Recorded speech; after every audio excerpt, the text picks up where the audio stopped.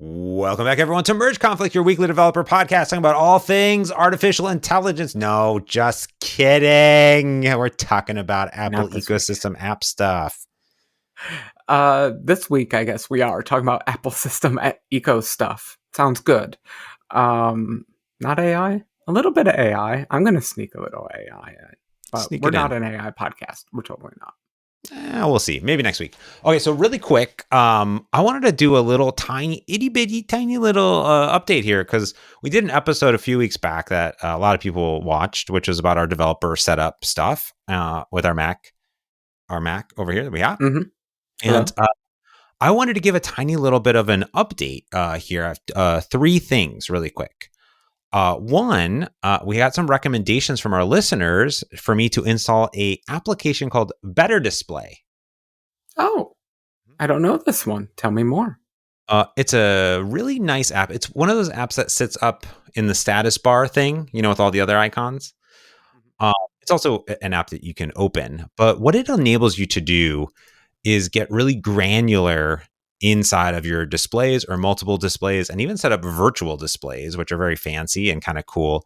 But it allows you to select default profiles. It allows you with a simple slider, change your resolution and your sound and your brightness all in one place. Instead of having to go into the settings and this thing and that thing, you can set up profiles, hotkeys. You can turn on and off HDR mode and color profiles and image adjustments and all these screen rotations as well, all in a single place. And I'm probably not even using it for the exact other things, but there's a whole bunch of other things that you can do too in there with like different app integrations and group settings. Especially if you have multiple monitors, it's worth looking into. The application has a 15-day free trial, but it is also, I'm going to click a button. It is also $19, which I don't know. Yeah, I'm in. I feel like you build a lot of Mac software, and when I opened up this $19, I was like, okay, you know what I mean? Yeah. Like, all right, cool. I'm actually happy. I'm releasing an app, and I chose $19 as the price point. Wow. So my argument was like, it's the price of a movie, if you want to like buy a new release movie. Actually, new release movies are like $30 these days. Whatever, $20. Yeah, inflation. The world's terrible. That's the price of apps these days. Yeah. So I thought that was really fascinating. Just kind of like going through the process here. And I've used it a little bit. And what it made me realize is that the real restriction around scaling and resolutions has more to do with my monitor and it's the monitor and the resolutions that it supports with the Mac specifically. So for it to keep the aspect and the resolutions and things like that, it doesn't quite allow, like it does. If I turn it into high DPI mode, it's like too much because of the resolution. So really what I need is probably an actual 4K monitor to give me the look and feel on Mac that I want, but I'm okay. And what I like about this is that I'm more recently thinking about how I record video and things like that on my machine. And what's cool about this is like with a very quick slider or a hotkey, I can change all my resolution into 1080p and my customizations with just a few clicks of the keyboard instead of having to go in and fiddle around for days with exactly how I want it. Oh, I do my best never to change resolution, but that does sound pretty nice. Yeah, Mac is different than Windows. It has those discrete scale factors versus Windows. I don't even know if it's in the UI, but you can definitely in the registry change your DPI to pretty much anything. 102%. Yeah. Yeah. And the OS somehow manages. I don't know how it deals with 102%. I don't know why they allow it. Magic. So that is the issue that we're kind of running into. The other thing I wanted to talk about really quick is I busted out of the woodwork my 2016 NAS, Ready NAS from Netgear, who no longer makes NAS and supports NAS. Yep, Newsflash? I didn't know that. Okay. They released a software update to it this year that turned off a bunch of functionality that didn't even allow you to upload custom apps or do a bunch of stuff. So you had to roll back the firmware and then turn off the automatic updates. But anyways, I have a RAID 1 configuration here with 2 red drives. So I have 2 terabytes sitting there, 2 terabytes, so 2 terabytes on the network. and I set up Time Machine on all my machines, Oh my and they're backing up goodness. to Samba, and they're just right there. Congratulations. Yeah. I am a little bit of a cynic. We'll see how many months it lasts for, how long it, like, every time I get a new big hard drive, I'm like, I'm going to turn on Time Machine. And then about a month or two later, I'm not doing backups anymore. So congrats. Maybe you're a better computer user than I am. Hopefully you'll keep yours up longer than I've always managed to be able to keep mine up. Yeah. My pro tips are that I went into the Time Machine backups settings, and you can exclude folders and you can exclude Mm. applications. So I say, don't include any of the Xcode, don't include any of the dev Oh stuff, yeah, don't include geez. any OneDrive, any of that No stuff. applications. Yeah. Turn it all No off. Dropbox. Yeah. Yeah. What's left on my computer? I do everything under Dropbox and yeah, okay. There's Or not what a lot. insert your cloud provider of choice. I do. Yeah. Not a lot. It was funny in buying the new machine. It was a real easy transition because we're so cloud heavy these days between Git and Dropbox. Yeah. It was no big deal. In fact, I just bought an Xbox One controller. It's Bluetooth. Hook it up to my Mac. I'm using I Xbox need one. Cloud Gaming. So I don't even have to install anything. All my games are in the cloud and they stream to my machine. It's very magical. It's so Oh, cool. so that's still working. Okay. Mm-hmm. Thank you. That is a good news update. Tell me more. So that experience is working well. I need to try this out. I have It's a super terrible internet cool. connection. It's going to be all blocky and terrible video, and the latency is going to be horrendous, but I still want to at least try it out. Yeah, it's xbox.com/play. You do need to Hmm. have like a thing if you need, I can get you a friends and family discount, Frank, Ooh. if you want to try it I out, used to which is pay for all cool. those. Yeah, and it's part. So it says all you need is 10 megabytes down for cloud gaming, and that will stream HD to your machine, Okay. I which is mean, cool. the latency again, maybe not for twitchy games, but everything else should be fine. Yeah. So what you want is either there's a bunch of controllers that are certified for Xbox and they Hmm. pair with your Mac via Bluetooth. So the official Xbox controller, wired or wireless, will work. Hmm. Even an Xbox 360 controller, that'll work. It'll detect it, it'll fire it up. Also, 8-Bit Do also is another company that makes a lot of awesome controllers. They have Xbox Ones. So you need to get that one. It can't be like an Android one because the mapping is not correct. It's But basically, it just shows up, and you can even play Xbox Live with your friends, and it just uses your microphone and all that stuff automatically. And yeah, it's really solid. I mean, I was oh, okay. playing Need for Speed, I was playing Forza, I was playing No Man's Sky. So it depends. Like, I bet there's games, especially if you're playing some of the board games or Catan or like some of the games that don't need exactly like a fighting game that's like needs to be like super accurate for you and Hmm. Starlink. I bet it'll work pretty good. Yeah. Yeah, I with the latency, it's not like my reflexes are that great anyway. I think it'll be fine. Yeah. I got distracted when you were talking about the Android with the controller because I've been doing. I love buying cheap Bluetooth game pads and whatever joysticks. You know what I mean? Game Yeah. pads. Yeah. And it's weird how they all have that weird Android switch, and you have to go between Bluetooth, what they call Apple mode, and Android mode. Apple Yep. mode seems to be just Bluetooth. I don't know what the Yep. real difference is. But you inspired me at one point. I built a little retro gaming Pi, Oh, cool. and I paired one of my cheap Bluetooth things to it. And with those things, you never know how to actually activate the Bluetooth settings because it's $12 and you threw away the manual and you just have no idea how any of this works and you're just pressing random button combinations. But somehow nothing was working, and then I remembered, oh, there's an Android switch. Flipped it off from the Android switch.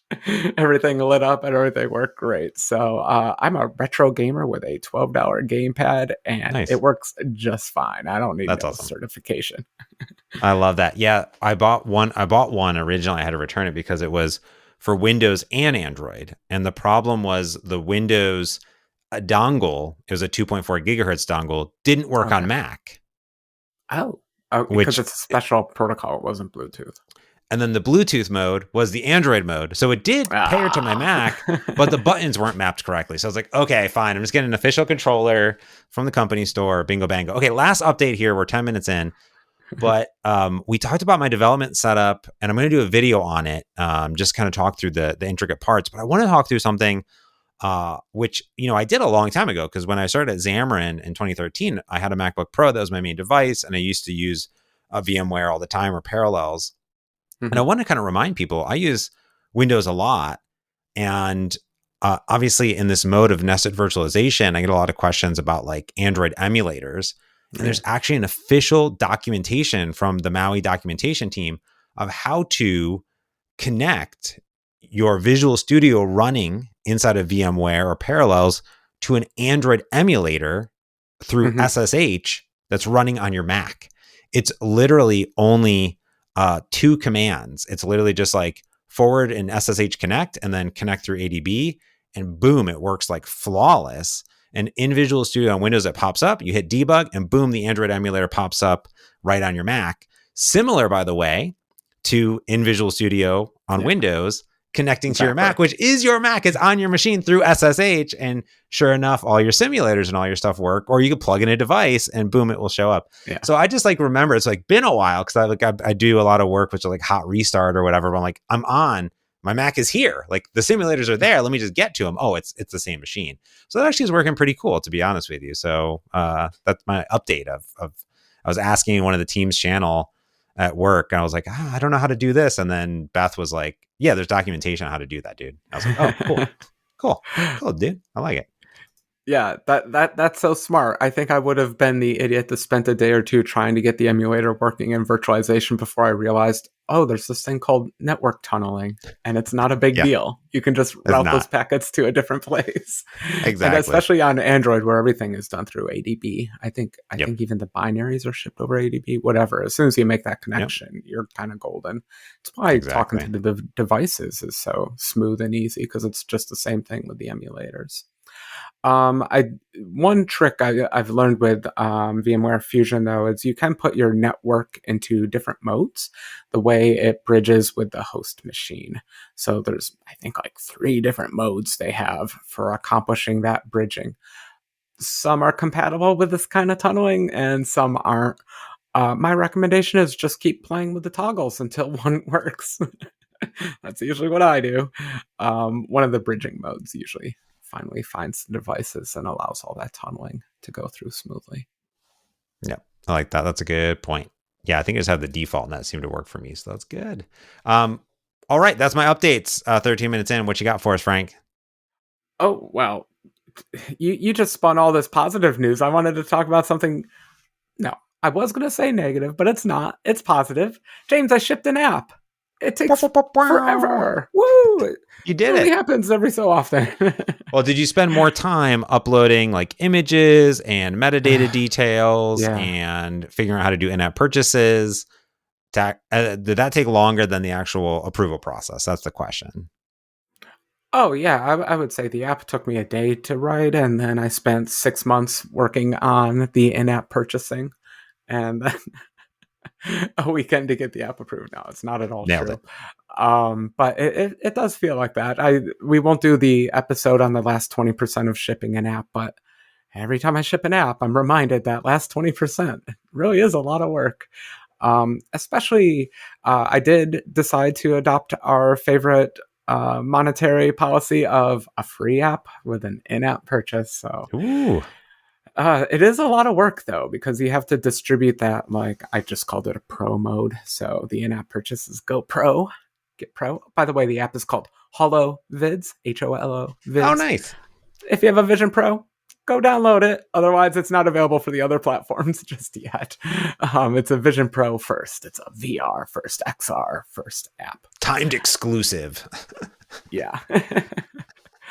But part of the process, yes, was indeed app review. I want to talk about app review. That's the negative side. So the positive side is I released an app. I'm all happy. Things are glorious. Everyone go download it. It's free. Um, but I do want to talk about app review because, you know, every so often, every so often, I get through app review just fine. Other times, I get rejected twice. It's very stressful and annoying. So I want to talk about that a tiny bit.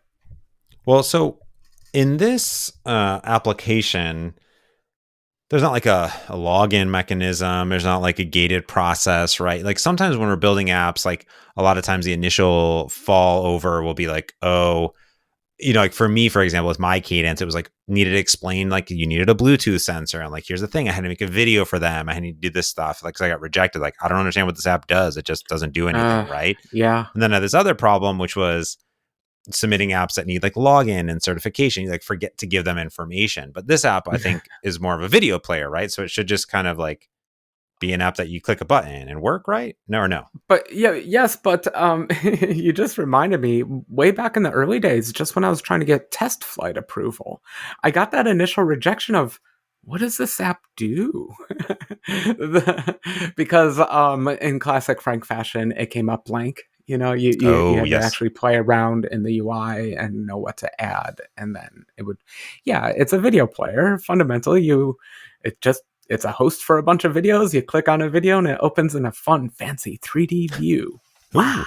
Ooh.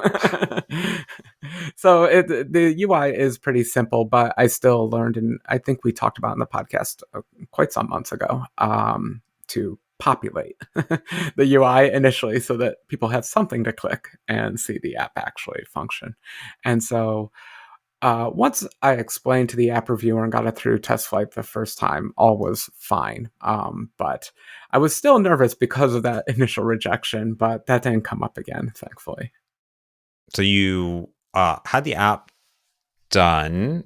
So when did you start the submission process? So we're recording on the 17th. So the app's obviously been out for a little bit now, and you probably tweeted about it, and people are like, "Whoa, congrats, man, you're awesome!" So when did you get like the first bits into the App Store sort of flow? Well, because I'm a good software developer, I shipped it on a Friday. Perfect, nailed it. That's what you do, yeah.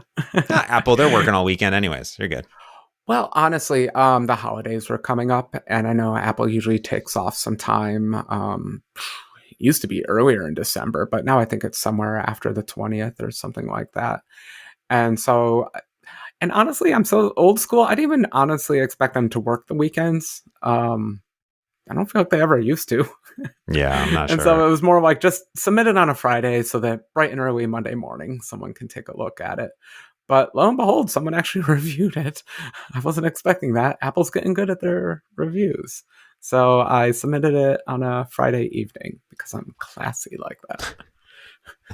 So what happened? Like, what was the flow? Oh no. Rejection immediately. And I was so nervous because the app is just a video player, but it's got some tricky bits to it. Like it's an AI, it's shipping an AI network on it.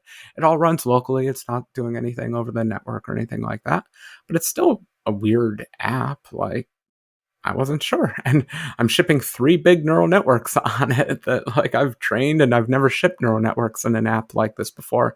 By the way, James, they've added so many new formats for adding neural networks to your apps.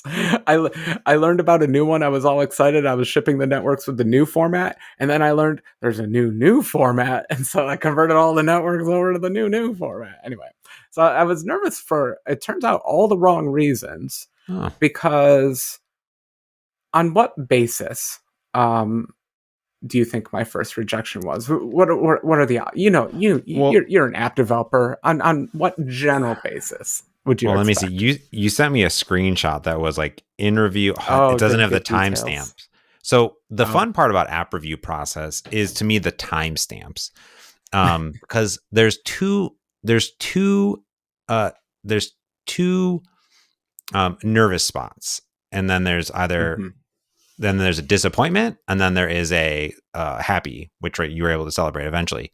So the first worry, like a nervousness, comes in when it goes into review. Like Oh, you get an email, it's like it's in review, and you're like, oh my god, it's happening, it's happening. well, because you're skipping the first stage, which is actually very nice, which is the catharsis of you hit the submit button. Oh And yeah. then, you know what? Now, who knows what could happen? Anything's possible. An asteroid could come down and the Earth would explode. Whatever. I am experiencing a moment of catharsis because it's in someone else's hands now. Now, if you So are that point is freeing. if you are so here's the deal with app review. is that if you're like me when I was reviewing and sending apps, I think you, because you sent me a screenshot of the app, if you have the like App Store Connect app, it'll give you notifications Yeah. of when things. This is a bad idea. Yeah. You don't want to know when it's going into review, because you could be out to dinner and you're like, oh my god, it's happening, right? And then you Yeah. can't stop looking at your phone. You don't know, right? Because there's this like waiting for, and then it's like waiting for review, and then it's like in review, and then it's like then you don't know. So I recommend turning off notifications for the app while you're submitting it. I think at least outside of work hours, because Yeah. nothing is going to ruin your night more than that. But also you're going to get emails too. So like, I don't know how to handle that because things are happening, because one of the two things are going to happen. It's going to go in review, and that person is either within 10 seconds going to approve or deny your application. Like that has happened. It's either like immediate or Especially the not first immediate. draft. Yeah. Yep. Or the worst is when it's in review and then you're like, okay, cool. And you wait 10 minutes and you check. It's still in review. You wait 15 minutes, still in review. You wait 30 minutes, still in review. You wait another hour. Ooh, Now we're boy. like 4 hours in and it's still in review. And you're like, oh my God. They're Like talking what? to the management. Exactly. Like what is happening? And I've had apps in review for like 12 hours, 24 hours. And that's the second bit. Like the longer the app review goes on, like the more nervous you become, and you are just like terrified of like what is about to happen. So I don't know what, when you first submitted it, what was that time length like? So I think honestly, like in the back of my head, that's why I posted on a Friday, because I'm like, they're not going to review it on the weekend. I can just relax. I can bask in the release of just it's out there. We'll find out what happens later. And also, I'm very good at turning off on the weekends. So I actually I decided, you know what? It's posted. My work here is done, and I'm just going to enjoy the weekend and not pay attention at all. That happened, I'm So sure. it totally went into review Friday night, but I had my phone off. I didn't care. Oh, nice. And it had been rejected Oh by no. Saturday morning, but I didn't know. I was still enjoying job accomplished, mission accomplished. And I was going to check back on Monday morning because I'm a good American worker. Um, so I had a nice weekend of just letting it be. Dude, Which and you, honestly, it's such a push to get the app out. Like you just yeah. need to take a few days off anyway. My assumption is that they rejected it because you forgot to put like some URL to privacy policy or Well, no. or Now or there's 8 million web validations for that. My God, you click a okay. button and there's 800 red check boxes come up Okay. now. Between the privacy policy, the age stuff, blah blah. Maybe you forgot to put a managed Oh, it's an in-app. It's a one-time in-app purchase, no subscription. No subscription. Okay, that's good. That's good. Well, yeah. Because if you have a subscription, you have to put a managed subscription button, which opens the managed Ooh, subscription you're dialog. close, Yeah. but Yeah. that's My assumption is you rejection forgot to put a restore button on your purchases. That's rejection number 2. They didn't catch that the Oh, first time. interesting. Congratulations, James. But in my defense, I had a restore button. Oh, And I got that one overturned. So that was rejection number 2 after rejection number 1. number So I one. fixed rejection number 1. Okay. That one made me nervous because they started. I thought, like, are they gaslighting me? Because like I've spent a lot of time on that button, and honestly, that button's a little bit flaky. I was a little bit worried. Like when you make the purchase goes through. My app gets updated, but sometimes the UI doesn't perfectly update right away, and you just click the Yeah. button; it'll be fine. But everything worked, I promise. So I was worried that they had caught that bug. Oh, And in-app purchase testing is still an abomination. it And is. It's really so bad. just debugging that little UI hiccup that doesn't happen every time, of course, is just driving me nuts. And I just, like I said, the in-app goes through, so whatever. I actually did have the button on there. I sent them a screenshot, and magically they're just like, good to go. They'd even respond. They just switched it from rejected to approved. I'd even have to Nice. upload a new binary. No, So that that's was the oh, end. Yeah. that's a win. That's a big W in the box, because when you do a developer challenge, basically. It's like you're throwing the red flag down, like you watch football, like I'm throwing it down, challenge. Well, I'd even do that because they really leave it obscure. So let's say when you get a rejection, you have three options. You can reply, you can appeal, Ooh. or you can just upload a new binary. Yeah. Or I guess the fourth option is just stop the whole process. Give Like, up. I'm out. Cancel your Apple developer subscription. I give up. This is Yeah. too much for me. I'm out. Right. I'm out. Wash my hands. And so I really wasn't sure what to do because I had an argument, the button's there. But is that an appeal or can I just reply and add a screenshot? So I really wasn't sure which one I was supposed to do. Either? So I replied with a screenshot because in the past they tend to reply to replies. Goes in the same bucket. You hope, right? Yeah. Well, so that was the second rejection. What was the first rejection? Legal reasons. Oh no. Legal. It's not a good app unless for legal reasons you get rejected at some point. I put in, and honestly, this was a very late feature that I put in. But I do have a slow internet connection at my house, and I wanted. So it's a video playing app, and you can just point at a URL, like there's a built-in web browser, and if you click on a video that it can detect in the web browser, it just opens the video, so you can just get videos off the internet real easy. I thought it'd be nice if you could download those videos because I have a slow internet connection and the streaming's not always great. And so, especially, well, I'm not this brave, but if I was ever brave enough to wear the Vision Pro on an airplane, it'd be nice to download the videos. There's a lot of reasons why you want to download videos. Yeah. Apple says, no, you cannot just have a general purpose download video button. Would you have guessed that, James? No, I mean, I have a Plex server and I download things from a Plex onto my Plex app. Actually, I might look into a Plex API to integrate that into the app.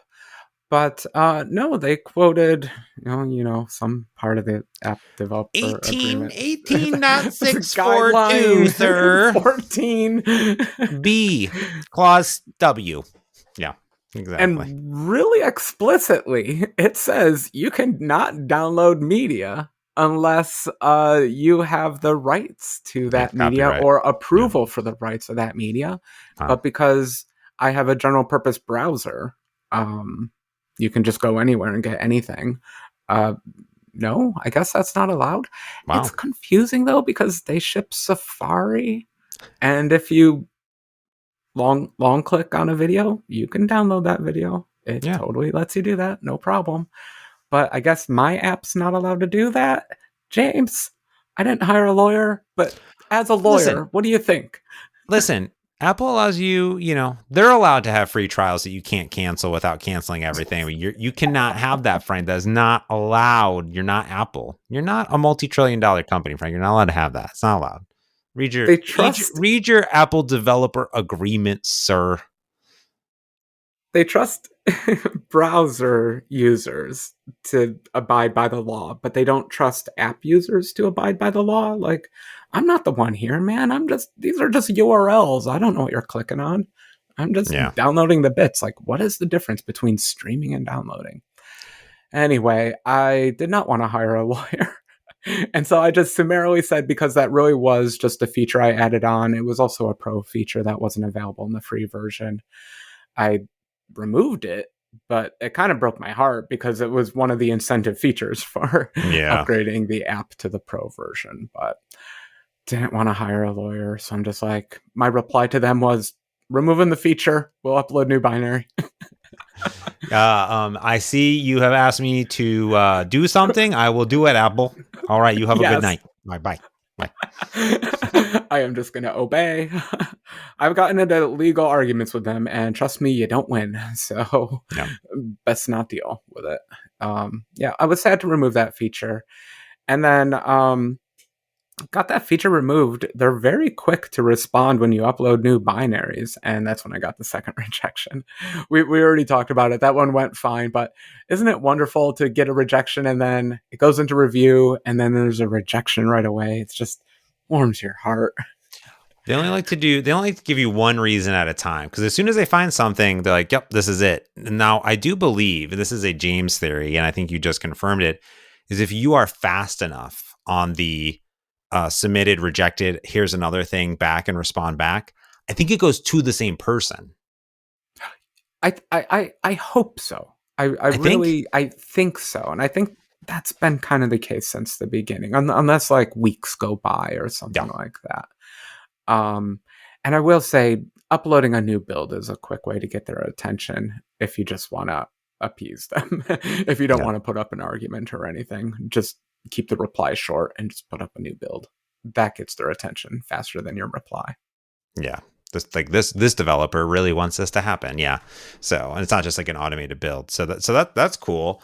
So then it's a waiting. Did you set the auto release, or did you set the manual click a button release action? Like, what was your jam? In the past, I've done the whole manual release, especially with the V1 of an app, because you want to have your blog entry ready, the Twitter article, the little thing ready. You want to have all this marketing stuff ready. I didn't feel like doing that this time because that was a lot of effort, and I don't think the reward is actually that big. On Yeah. day one, you get more downloads if you can spread a little bit of word of mouth yourself. But in the end, you need to do proper marketing over time and not stress too much about day one grand opening kind of hype. Yeah. It's better to save your energy for the long term marketing of, finding places for ads and cold cold emailing people and doing all that kind of stuff, all the terrible stuff you have to do for marketing. So I decided not to stress about it this time, but I did put out like a quick tweet, and I put out a video that I had recorded to put on as an app preview, but decided it was just an extra and didn't want to put it up there anyway. So I just put that into the tweet and all that kind of stuff. Hearts, hearts, hearts. Congratulations, Wow, Frank. James. Thank you, James. The It's level always is you're hard. watching It's this always hard on doing the last YouTube. bit. When it rains, apple pours. You Um, just went through every effect. Is it just random effects or just every effect? so what I found out, you know how like you're supposed to do like, hand things, like Mm-hmm. like little hearts. I think that does it. Actually, it might not do it because I'm doing it Not on this good on camera. camera. Yeah, I'm on a normal web camera. It's not an Apple camera, so it doesn't know with AI technology. When you're on a it would be Mac, impossible. there's a little green thing in the status bar up top. You can click on it, and then there is reactions, and there's a Chev drop down, and you can just click on the reactions that you want, all 8 of them. So That's another good use of AI, I guess. yeah, well, this one, because it's not on my Apple, so it can't do it. It's like it's Yeah, turned I get it. off reactions because I'm on my Canon. I wonder Good if it work, works on the Apple. $1,500 monitor. Just got to It should. upgrade. I do like these hearts. Oh, so happy. Well, that's awesome. So now what? What's the More next in the celebrations. Hollow Vids series? Holovids. Is that anyone Well, you got to download? I'm You got to gonna use it? enjoy the app. I'm just gonna enjoy it for a little while, but it is like a neural network I trained myself, so there's always room for improvement, improving the effect and all Mhm. that kind of stuff. But honestly, I've worked on it over the year, off and on, Yeah. and I was pretty happy with it where it was, where it is, because I took a good break from it for a few months, and I was like, I wasn't sure if I actually wanted to put the effort into actually releasing it. But then it's always good to take a break from your app, by the way. When I came back to it, I'm like, this app's fun. I like this. And so Nice. that's when I decided to finish it. So I'm actually really happy with the effect. But yeah, definitely always. I mean, just a few days ago, I was already training a new network for it. So Hmm. can't help Cool, cool. myself. It's been cool to watch you through your journey because you've put a lot of time and effort and energy into like learning, the Vision Pro and the Vision OS SDKs. How do you think is going? Like, we haven't really heard a lot from Apple. Like, what's your vibe? What's your, take off your fanboy hat. Just take it Yeah. off. Yeah. It's off. Mm-hmm. Okay. What's Mm-hmm. your feels? I lost my fanboy hat. That's off. Um, the technology isn't still quite there. I think. I don't know. It's a weird mixture of the device is not quite good enough and very expensive enough that it doesn't have the user base, Hmm. and there's not quite the amount of experimentation I would love to see in the app space. I was always worried about being sniped by competition with my app, and no one ever put up a competitor to it. I thought it was a pretty obvious idea. And so um, I would say I'm a little bit disappointed in the app space.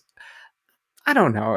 I'm not allowed to have my fanboy hat on, but like it's a good device and it's a good operating system. And especially with SDK version 2, they gave app developers a lot more just APIs to work with for writing apps, and so I think that that's progressing.